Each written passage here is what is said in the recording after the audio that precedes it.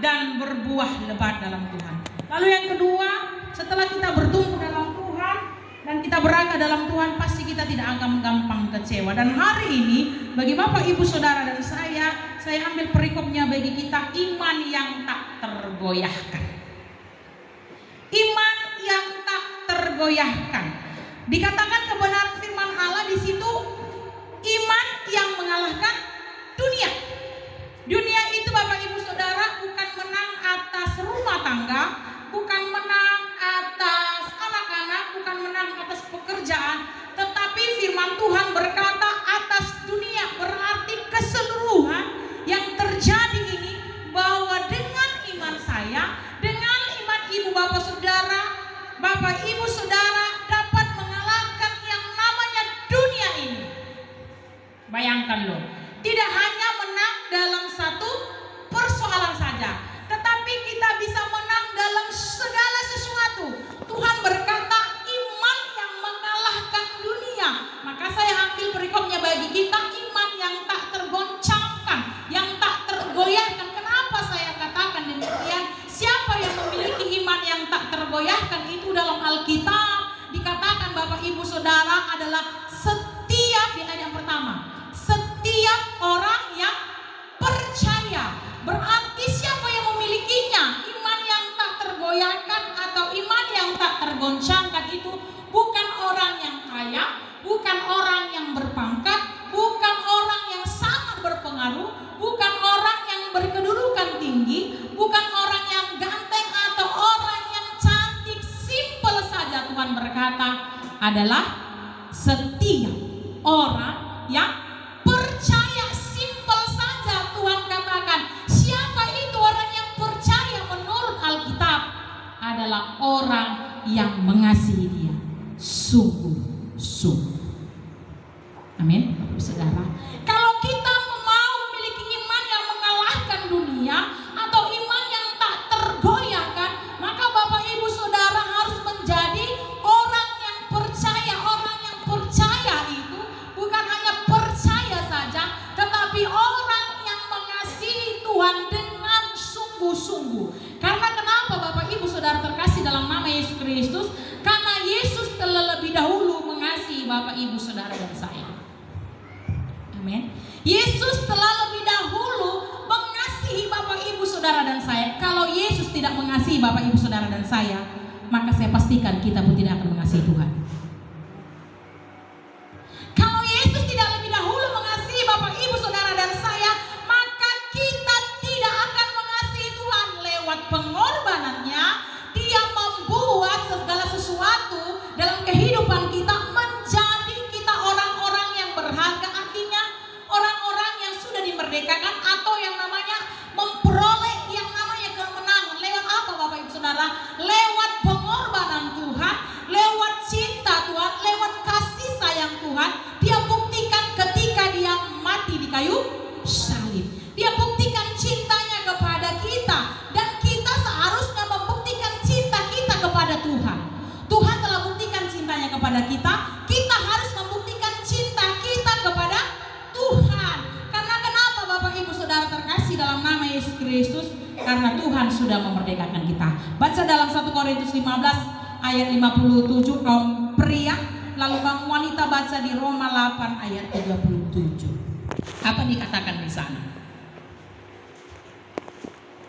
Salah seorang dari kaum pria, 1 Korintus 15 ayat 57, lalu salah seorang dari kaum wanita, Roma 8 ayat 37. Ini adalah ayat yang sangat familiar.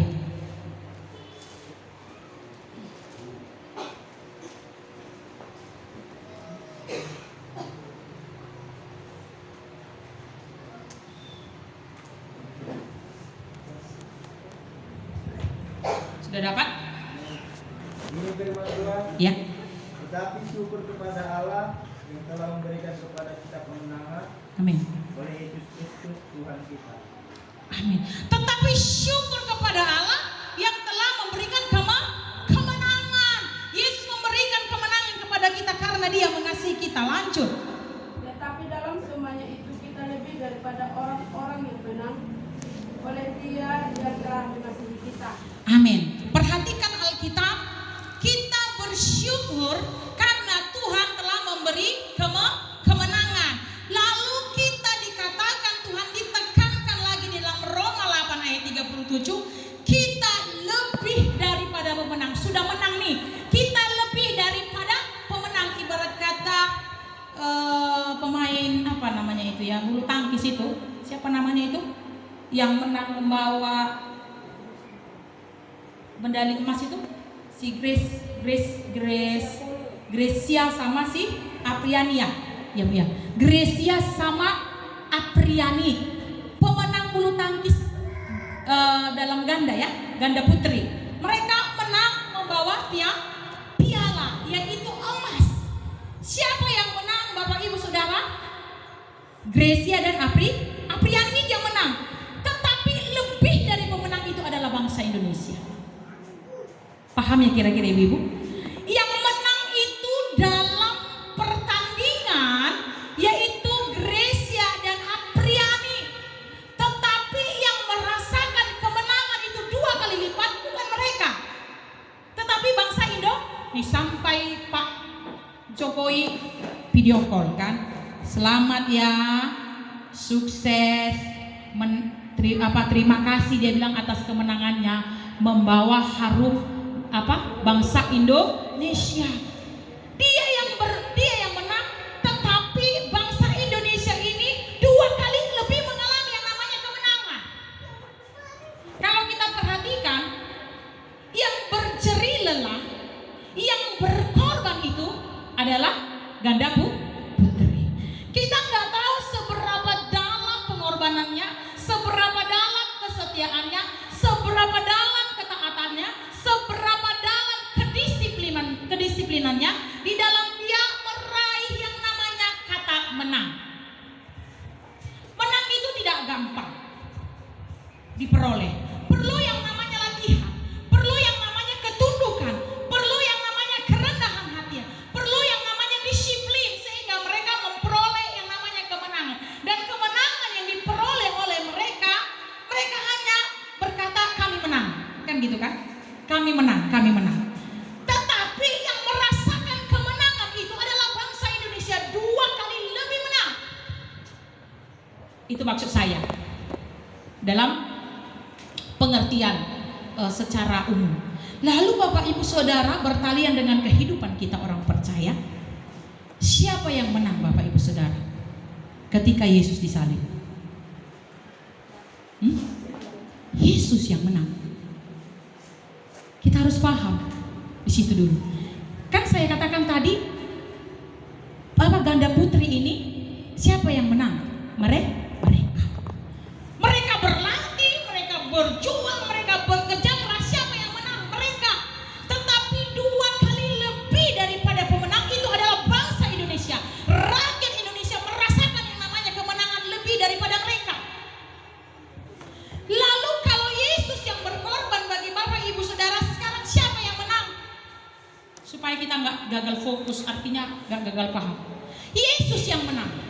Kenapa saya katakan Yesus menang?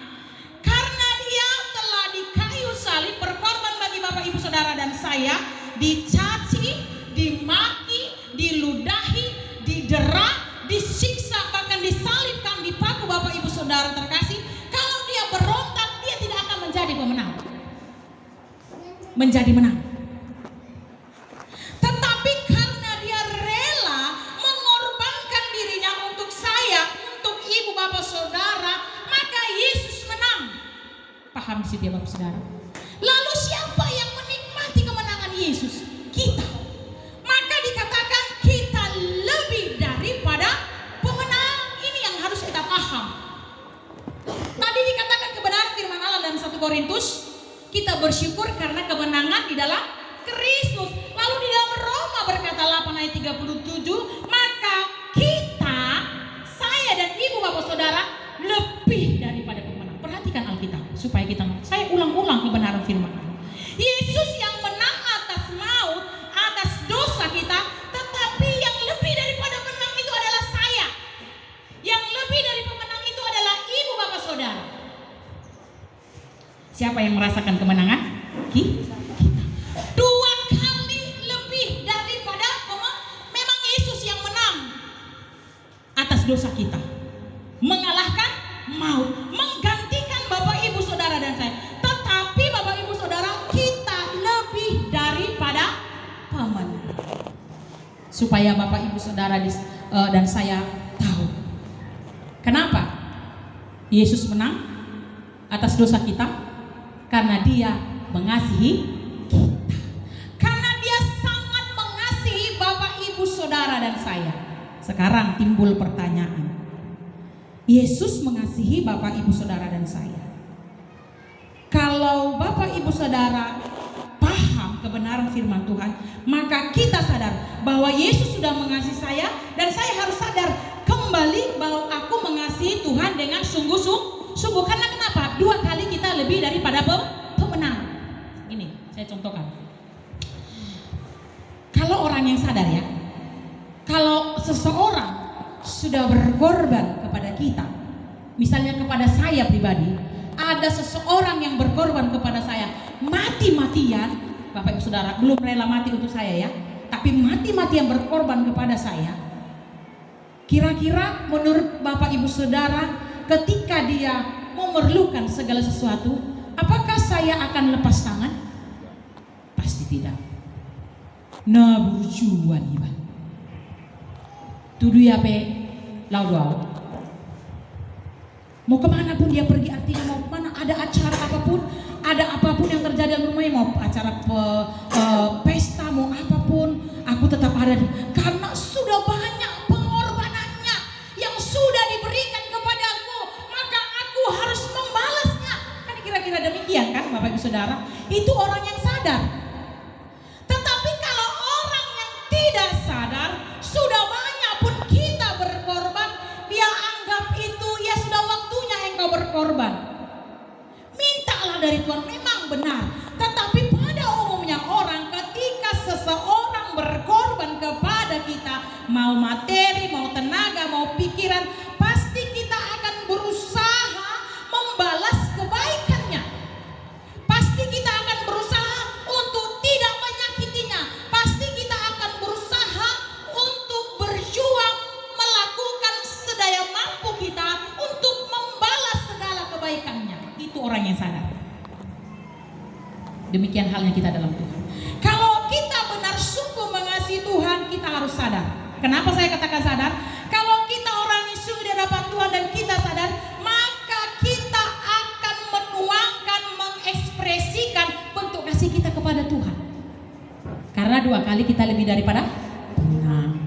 Kita mengumandangkan, memang dia yang menang Bapak Ibu Saudara, seperti siapa Apriani itu kan dia yang menang. Tapi saya juga senang melihatnya. Sampai si Jokowi itu sampai mau nangis ya di video klip dia saking senangnya Bapak Ibu Saudara. Itu hanya medali yang dia berikan untuk bangsa Indonesia.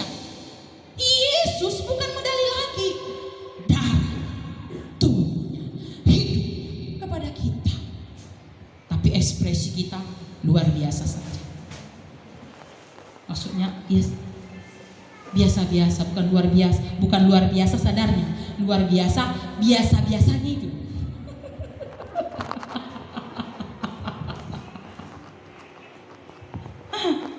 Ini yang kadang-kadang Bapak Ibu Saudara terkasih dalam nama Yesus Kristus yang sulit untuk kita kerjakan. Ada dalam Alkitab Bapak Ibu Saudara, antara sadar dengan tidak sadar ya, saya tidak tahu.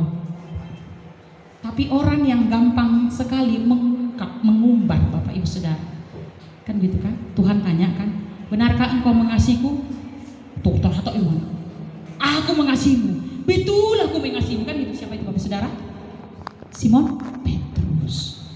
Aku mengasihimu Tuhan, walaupun begini begono imanku tidak akan tergoyangkan, sekalipun badai, sekalipun ini, walaupun ada segala sesuatu. Kalau dalam istilah katanya, dalam bahasa sederhananya, walaupun ada fitnah, ada gosip, ini segala macam, aku sekali-kali tidak akan meninggalkan Tuhan. Aku akan setia sampai mati. Cepat sekali menjawab. Dengar baik, orang yang sering sekali cepat-cepat mengumbar janji bahwa dia mengatakan dia setia adalah orang yang pertama sekali menyangkal Yesus.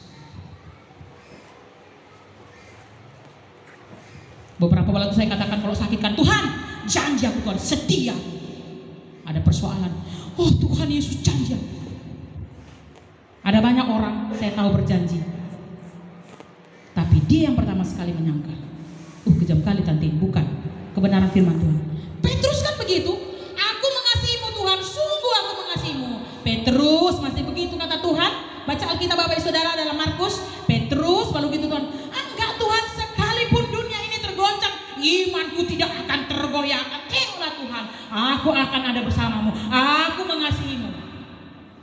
Apa katakan kebenaran firman Allah? Sebelum ayam berkokok 3 kali, engkau sudah menyangkal aku. Orang-orang yang cepat-cepat berjanji, hati-hati loh. Dia adalah orang yang pertama sekali menyangkal Yesus. Enggak mau lagi berjanji nanti. Satu, insya Allah. Bukan seperti itu ya Bapak Saudara. Maksud saya gini. Ketika misalnya anak sekolah, seperti Eda ini ikut dia ujian PNS. Saya nggak tahu ya Tuhan, kalau berhasil aku nanti Tuhan, contoh ya ibu ya, setia aku Tuhan, dapat ada di Rocky Tuhan, dapat, lupa dia akan janji.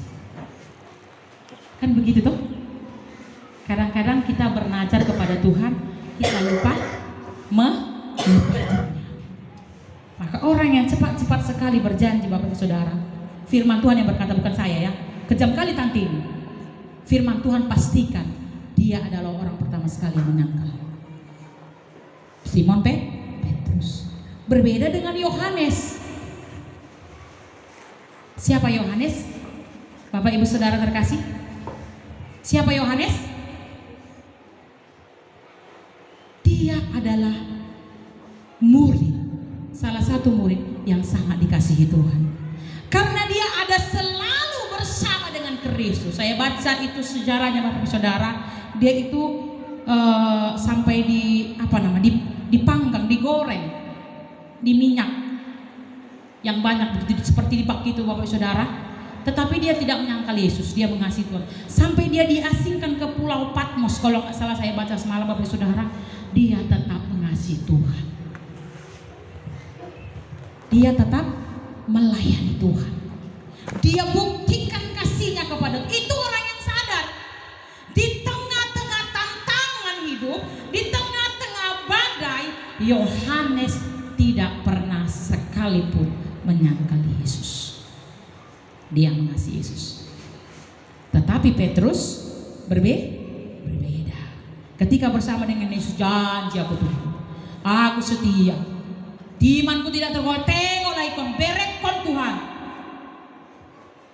Aku tidak akan goyah apapun yang terjadi yang menggoyahkan iman. Petrus, kata Tuhan Yesus. Yesus hanya melihat. Teringatlah Simon Petrus.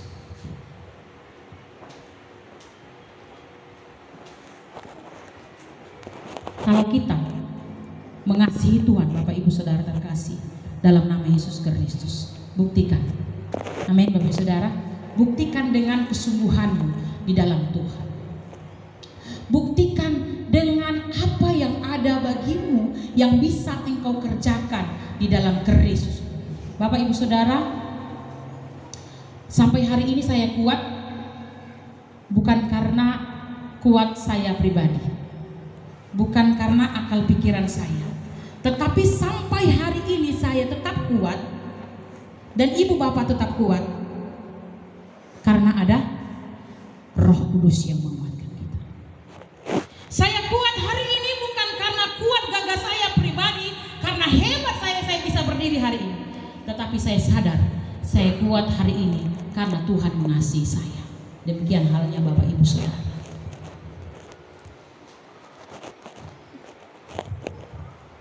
Bapak Ibu Saudara, hari ini kuat bukan karena kekuatanmu semata, tetapi karena Tuhan mengasihi Bapak Ibu Saudara dan saya.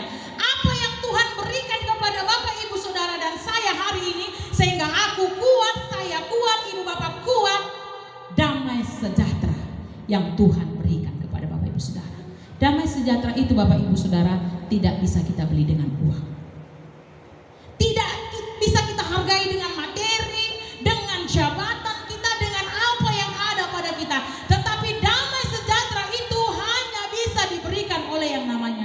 Yesus Kristus. Sehingga kita sampai hari ini kuat. Bukan tidak banyak pergejolakan. Tetapi saya mau katakan, jika kalau engkau mengasihi Tuhan dengan sungguh, maka engkau pasti akan kuat dalam Tuhan. Saya katakan kepada Tuhan tadi malam, bisa nggak saya berkata demikian ya Tuhan, lewat segala sesuatu yang terjadi. Firman Tuhan katakan, sampaikan saja, sehingga ketika engkau menyampaikan kebenaran firman Tuhan, itu juga akan berlaku bagimu. Engkau menguatkan dan engkau harus kuat.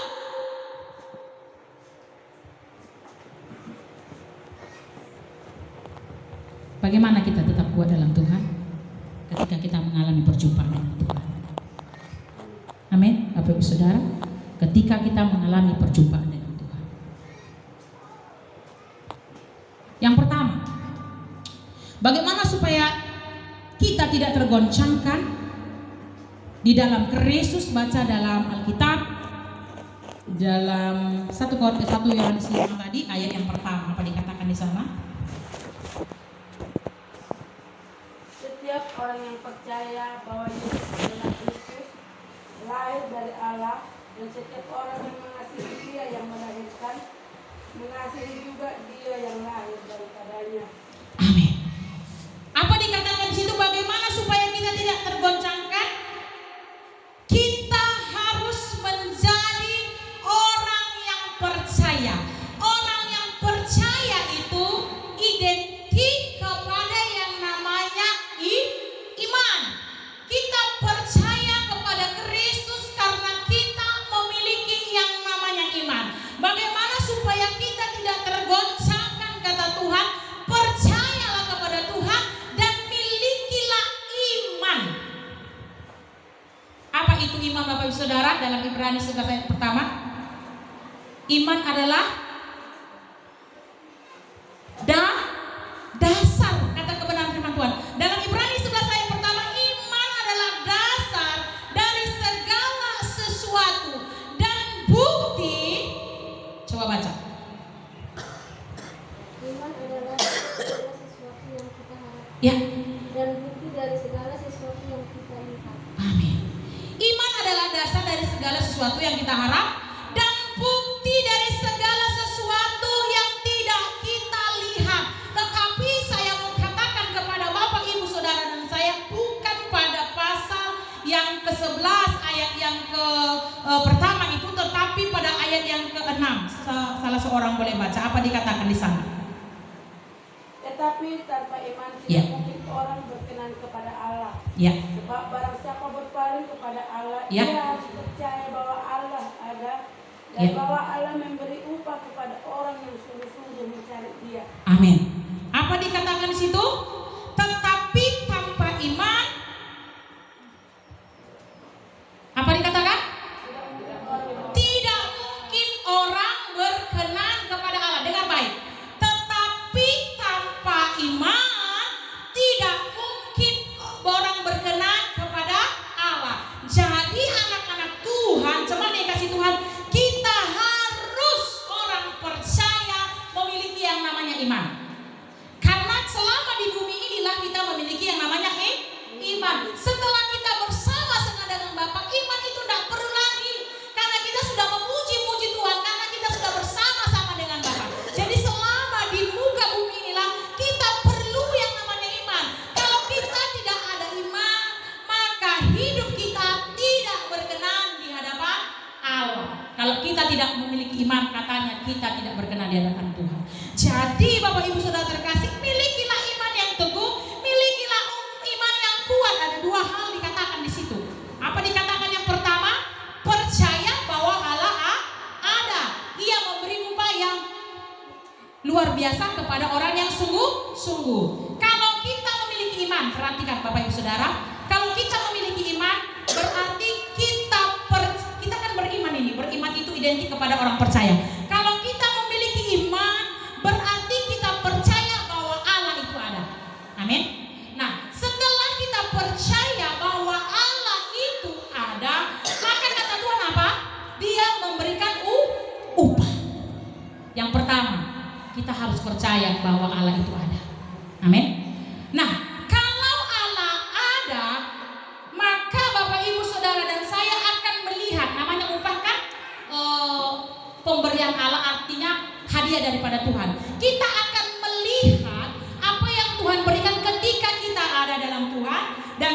adalah kita. Sama seperti ini, saya bawa uang saya Bapak Saudara.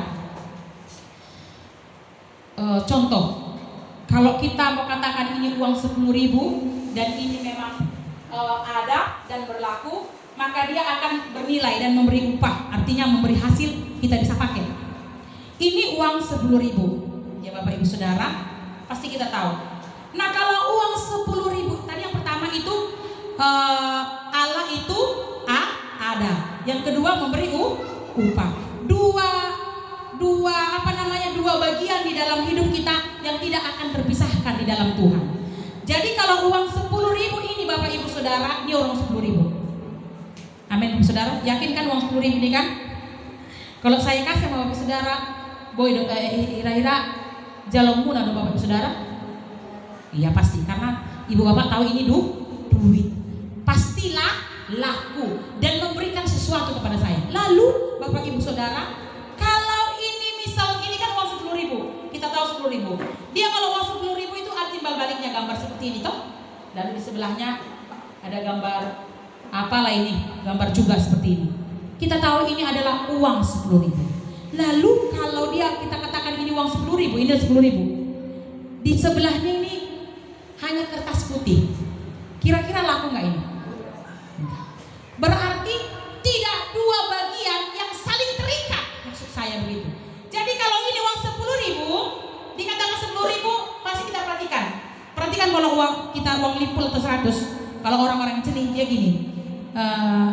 Berapa tadi belanjaan kuda? 67. Kita kasih uang 100 gini dia. Diperhatikan itu. Kenapa diperhatikan? Takutnya palsu. Takutnya enggak pas. Takutnya ini uang ece-ece. Tapi kalau uang betulan, pasti dia akan berdampak. Bisa kita pakai. Jadi kalau kita di dalam Tuhan, Bapak Ibu Saudara terkasih, kita katakan kita berkenan kepada Tuhan, kita harus percaya bahwa Allah itu ada. Amin. Karena tanpa iman kita tidak berkenan kepada Tuhan. Kalau kita memiliki iman, kita harus percaya bahwa Allah itu ada. Dia tidak berdusta.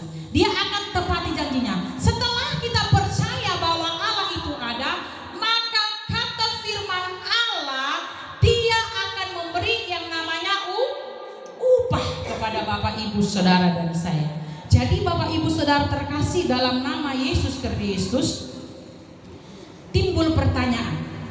Kalau hanya percaya, Tuhan katakan setan pun percaya. Jadi kalau hanya percaya, kita tidak yakin bahwa Allah itu ada dan memberi upah, maka firman Tuhan katakan dalam buka Alkitabnya, dalam Yakobus 2 ayat 19, salah seorang boleh baca.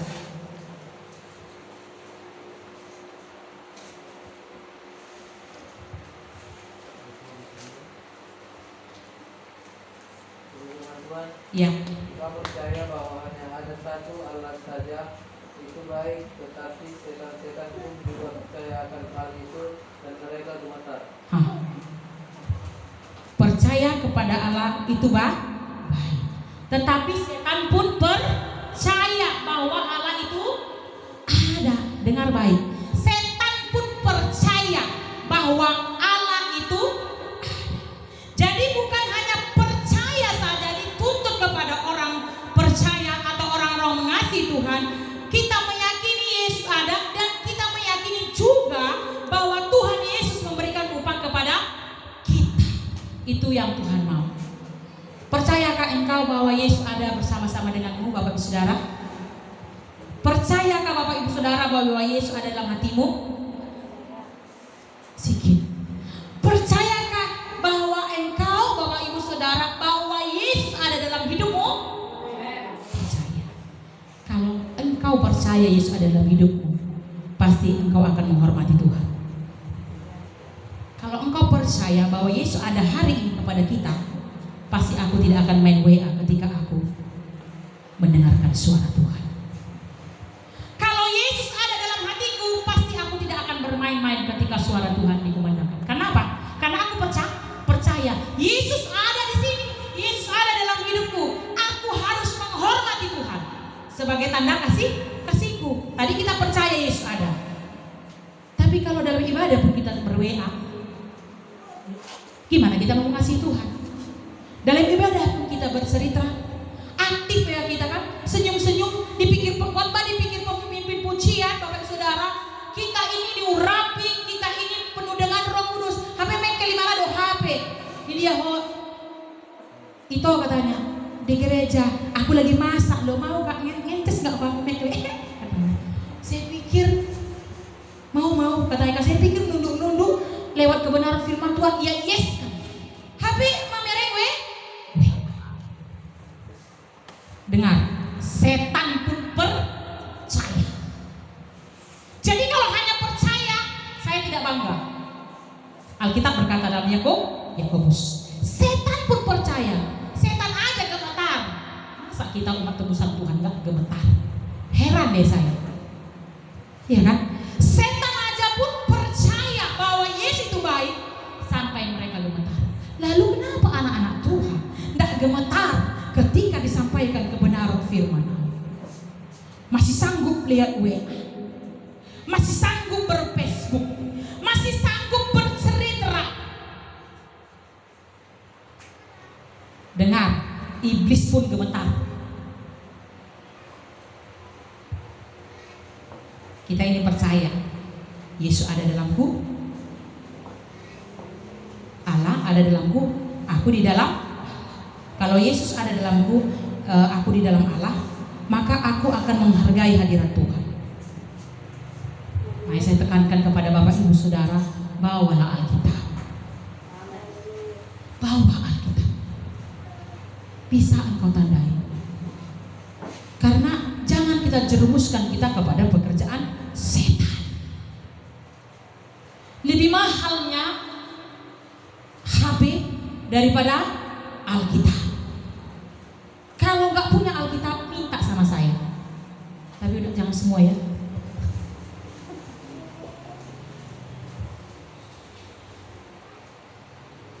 Tuh, kalau kita menghargai, baca Alkitab. Kita aja yang sering baca Alkitab mau lupa. Ya kan, Ibu Bapak mau lupa. Apalagi cuman ya kalau mau di pesawat, mau loading di menu pesawat, hanya karena silentnya, tetot masuk. My darling, my mommy, my daddy, Adonai ngomong. Ngamalok paho, daun dope dia lusi kan. Amin.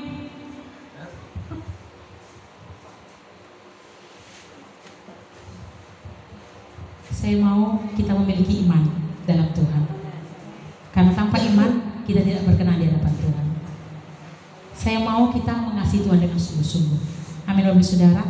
Orang yang mengasihi sungguh-sungguh, dia percaya Allah ada dalam hatinya. Allah ada dalam ibadah. Allah ada dalam kehidupan kita. Dan kita ada dalam Tuhan. Kalau kita ada dalam Tuhan, maka aku akan mengerjakan hal-hal yang berharga. Ketika aku datang kepada Tuhan memuji muliakan nama Tuhan, aku siapkan diriku. Karena ketika kita beribadah tidak memakan waktu lebih dari 2 jam, tidak. Pasti di bawah 2 jam. Tetapi di bawah 2 jam ini, sudahkah aku mengasihi Tuhan dengan sungguh? Sudahkah aku memiliki iman kepada Tuhan? Ini yang menjadi pertanyaannya. Sehingga aku bawa.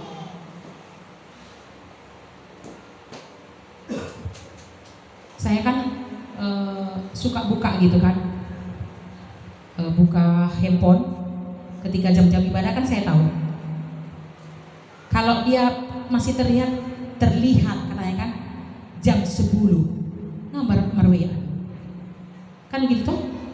Kan bisa nampak itu dari situ Bapak Ibu Saudara. Tapi ada juga anak-anak yang pintar dihilangkan itu supaya tidak terlihat.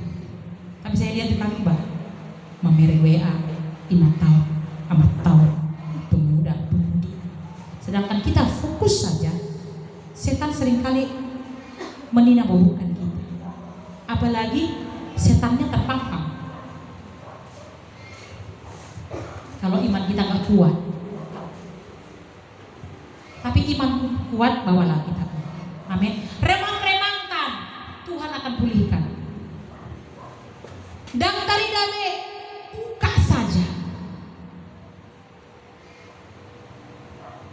Kejam kali tante ini, tidak. Karena itu yang akan menguatkan Bapak Ibu Saudara dan saya. Makanya saya di pemuda saya tanya itu, siapa yang dipanggil Tuhan 3 kali? Dan ada membentuk. Siapa yang lari dari panggilan Tuhan? Tak ada yang tahu. Bingung saya. Tapi kalau dosa saya katakan, Yunus, panjang kali kalau jawabnya. Oh. Siapa yang masuk ke dalam perapian? Itu.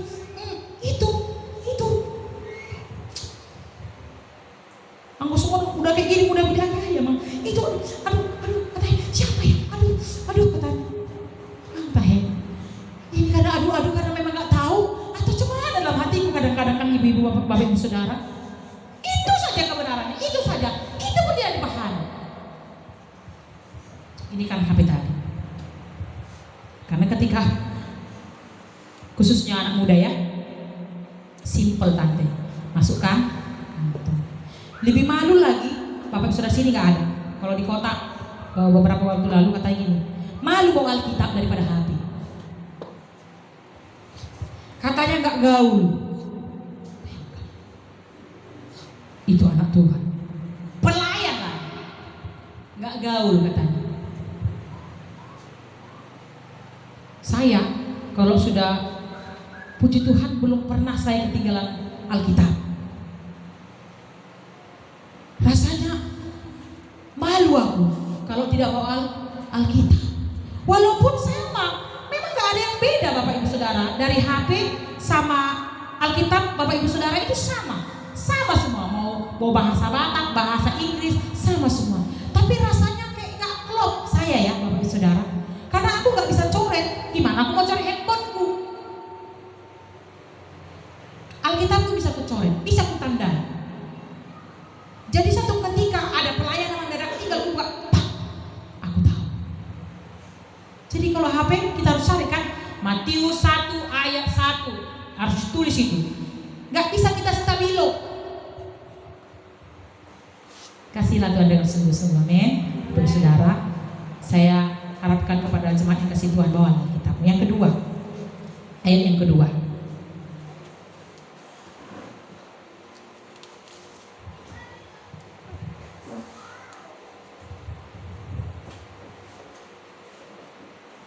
Dalam 1 Yohanes tadi ayat yang kedua.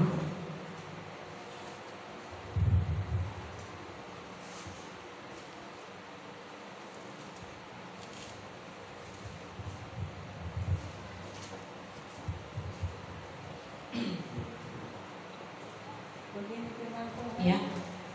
Inilah tandanya bahwa kita mengasihi anak-anak Allah, yaitu apabila kita mengasihi Allah serta melakukan perintah-perintah-Nya. Amin. Yang kedua Bapak Ibu Saudara terkasih dalam nama Yesus Kristus, bagaimana supaya kita tidak tergoncangkan Bapak Ibu Saudara terkasih?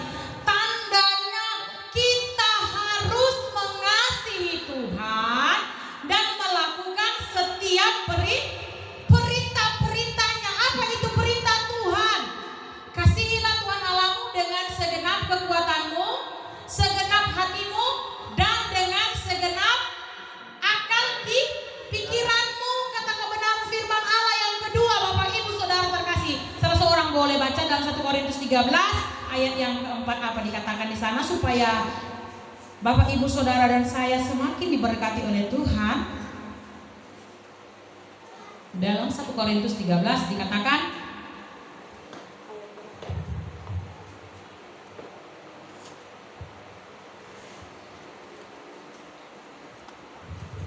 apa itu bentuk kasih? Ya. Kasih itu sabar, Ya. murah hati, Ya. ia tidak cemburu, Ya. ia tidak membanggakan diri dan tidak sombong. Iya. Terus.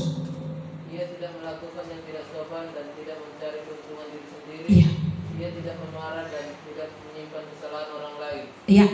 Ia tidak bersukacita karena ketidakadilan, Iya. tetapi ia bersukacita karena kebenaran. Iya. Ia menutupi segala sesuatu, Ya. percaya segala sesuatu, mengharapkan segala sesuatu, sabar menanggung segala sesuatu. Amin. Saya katakan tadi Bapak Ibu Saudara terkasih dalam nama Yesus Kristus, tanda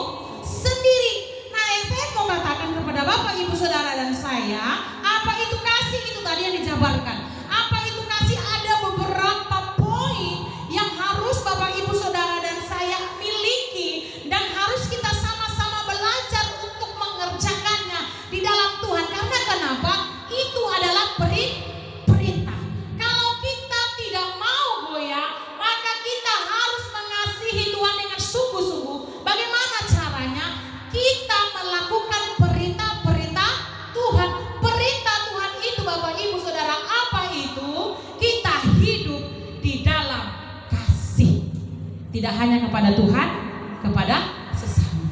Bapak Ibu, kalau kita mengasihi orang yang mengasihi kita itu mudah, ya toh.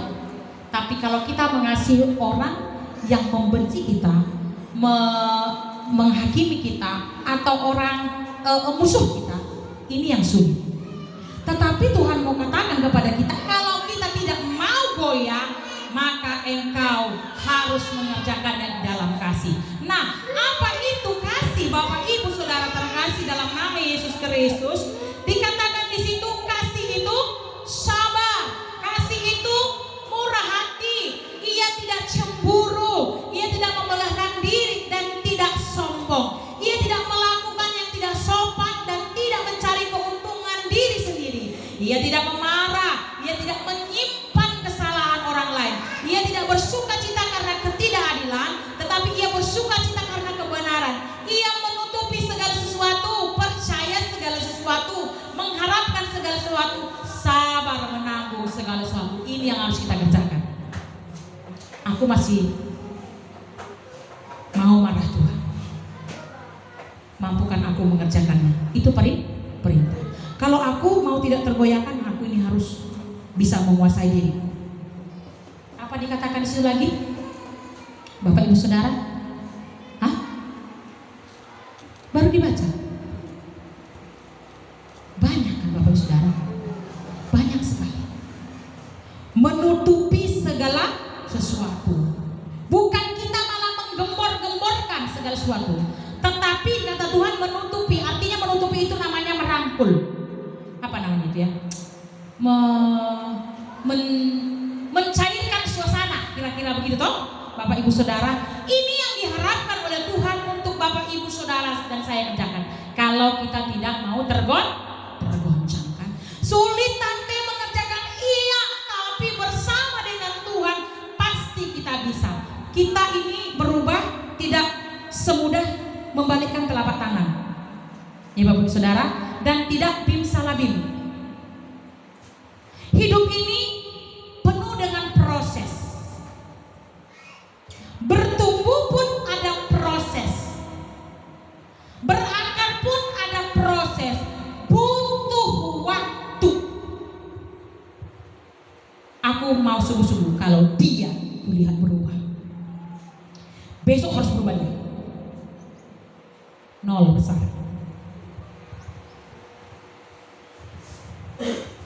Karena butuh proses. Kalau orang yang cepat sekali berubah Bapak Saudara, ini yang rapuh, ini yang tanda tanya. Ketika kita menanam benih, nggak bim salah bim, prosesnya ada. Perlu dia disiram, perlu dia mengalami yang namanya panas, perlu dia mengalami yang namanya terik, perlu dia mengalami yang namanya hujan. Dialami dulu, diproses dulu, dimurnikan, baru menghasilkan tumbuhan itu. Saya mau misalnya bunga sam dari Ibu usaha, Bu, aku minta dulu bunga Kamboja, tapi misalnya dia langsung berbunga di merah-merah semua atau putih-putih semua, nggak bisa. Saya sudah lama itu nunggu bunga itu berkembang. Katanya warna putih cantik kali, cantik ya, tapi aku belum lihat. Entah cantiknya gimana, pokoknya Ibu itu bilang cantik, tapi aku belum lihat. Proses, nggak bisa instan. Yang instan ini akan gampang lengser. Butuh proses. Makanya ada kita dalam bergumul di dalam Tuhan. Kalau kita baca Alkitab ini, sepertinya mau kita pilih-pilihkan, jangan yang ini Tuhan. Belum bisa sampai tahap level berapa ini sabarkuin Tuhan. Jangan ini Tuhan. Ini nggak bisa dikerjakan, jangan ini. Tapi dalam kesemuanya kata Tuhan dibalut dalam kasih. Hebat dong tante. Saya belajar Bapak Saudara. Sampai hari ini saya masih belajar.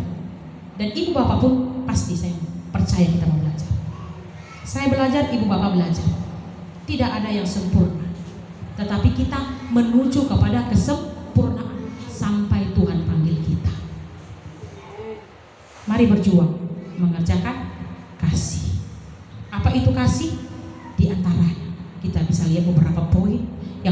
kerjakan dalam Tuhan. Bukti kalau kita mengasihi Tuhan. Kan gitu toh? Bukti kalau Tuhan gak bilang kita, ibu khotang aja lah, ku selamatkan. Bu Gembala gak usah, terlalu banyak dosanya. Misalnya. Tidak. Tuhan tidak memilah-milah. Tetapi Tuhan merangkul semuanya. Itu contoh yang harus saya kerjakan, yang harus ibu bapak kerjakan. Salah, berubah. Ada peribahasa berkata itu belajar dari pengalaman.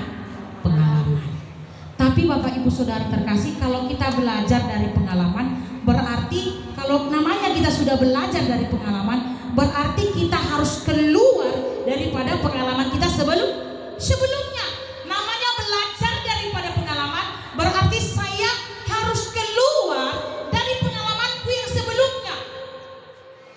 Kalau misalnya aku ini gak bisa sabar hari sampai hari ini misalnya, berarti aku harus keluar dari situ. Di mana posisiku ketika aku begitu, oh ini seperti ini keadaannya, maka dari ranah ini aku harus keluar dalam versi yang berbeda. Karena apa?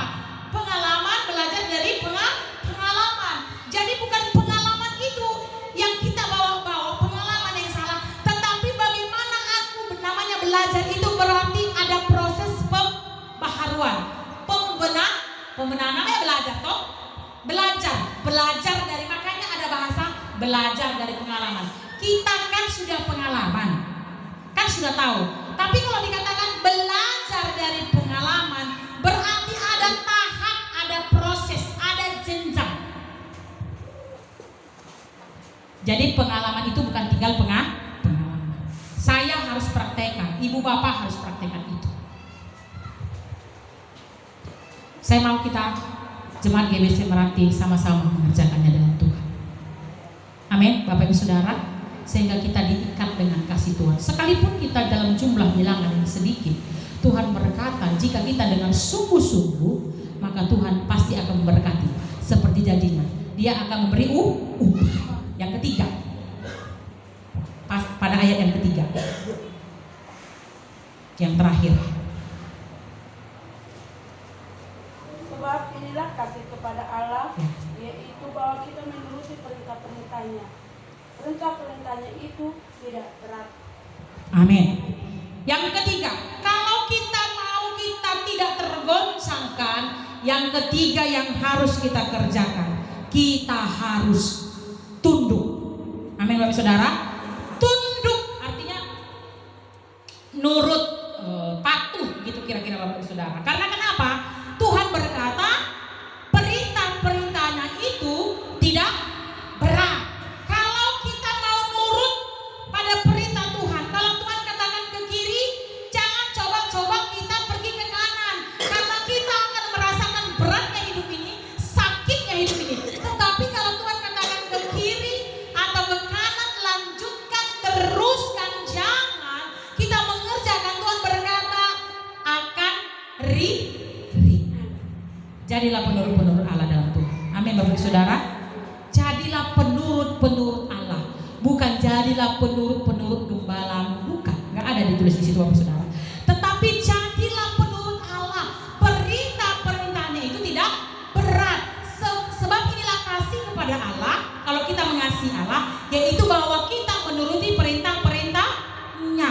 Kalau Bapak Ibu Saudara mengasihi Tuhan, maka turutilah perintah Tuhan. Kita sama-sama berjuang di dalam Tuhan. Dan yang terakhir dan yang paling terakhir Bapak Ibu Saudara terkasih, dalam nama Yesus Kristus, ketika kita mau mengerjakan segala sesuatu dalam Tuhan, ketika kita memiliki iman, ketika kita mau mengasihi, melakukan perintah Tuhan dalam kasih, dan kita mau tunduk atas perintah Tuhan, karena perintah Tuhan itu tidak berat, maka Tuhan memberikan kepada Bapak Ibu Saudara di ayat yang keempat, sebab semua yang lahir dari Allah mengalahkan dunia, dan inilah kemenangan yang mengalahkan dunia. Apa Bapak Saudara?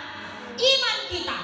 Jadi Tuhan mau katakan kepada kita, jemaat yang kasih Tuhan, yang pada pagi hari ini datang secara spesial di hadapan Tuhan, apa yang mengalahkan dunia itu adalah hanya iman kita kepada Tuhan. Untuk itu Bapak Saudara dan saya mau kita sama-sama maju dalam Tuhan dan milikilah iman yang teguh di dalam Tuhan yang tidak akan pernah tergoyahkan, karena ketika kita memiliki iman maka kita dapat mengalahkan dunia. Segala sesuatu yang terjadi dalam hidup kita, kita bisa mengalahkannya sehingga iblis tidak berkuasa di dalam kehidupan kita dan Tuhan berkarya. Haleluya, mari kita tundukkan hati kita di hadapan Tuhan sembari kita merenungkan kebenaran firman Tuhan dan sama-sama saya dan Ibu Bapak belajar melakukan kebenaran firman Tuhan. Bagaimana supaya kita memiliki iman yang tidak tergoyahkan dalam Tuhan? Kasihilah Allah dengan sungguh-sungguh.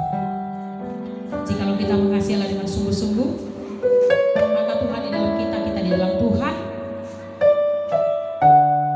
maka lewat kehidupan kita, kita dapat menghargai Tuhan dan kita boleh aplikasikan kepada orang-orang di sekitar kita dalam kehidupan kita, tengah-tengah rumah tangga kita di dalam Kristus Yesus.